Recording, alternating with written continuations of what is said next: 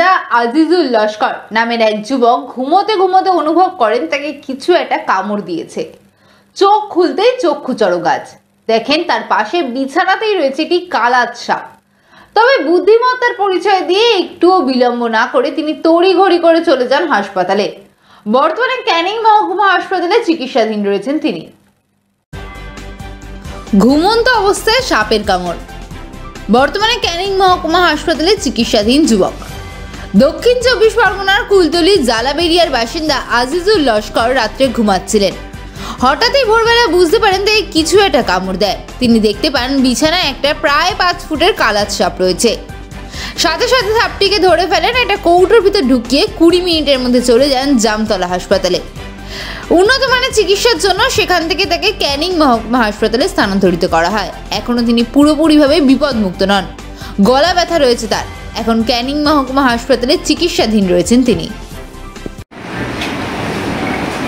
আপনার নাম কি? কুলতলি জামতলা। কোথায়? কুলতলি জালাবেরিয়া অঞ্চলে 1 নম্বর গ্রাম পঞ্চায়েতের অধীনে 4। আচ্ছা, আপনাকে কখন কামড়ালো এটা?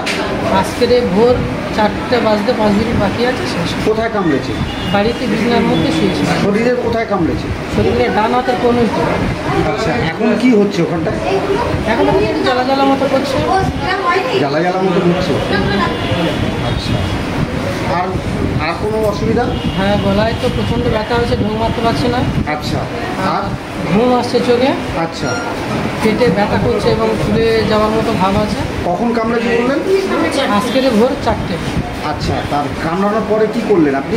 কামড়ানোর পরে তড়িঘড়ি করে আমরা সাপটা কোনো রকম বেলগড় দিয়ে ধরলাম। হ্যাঁ, ধরে কৌটোর মধ্যে ভরে নিয়ে হ্যাঁ, 20 মিনিটের মধ্যে আমরা হসপিটালে জামতলা হাসপাতালে আসি। আচ্ছা, তারপরে ওখান থেকে ডাক্তার চিকিৎসা করে চিকিৎসার একটু অবনতি হচ্ছে দেখে ক্যানিং মহকুমা হাসপাতালে পাঠানো হয়েছে। বেশ, এখন এখন কি গলা ব্যথাটা একটু কমেছে? প্রচণ্ড গলায় ব্যথা হচ্ছে আর চোখ মুড়ে আসছে। ঠিক আছে, আপনার ঠিক হয়ে যাবে। কি নাম কি আপনার? ঠিক হয়ে যাবে।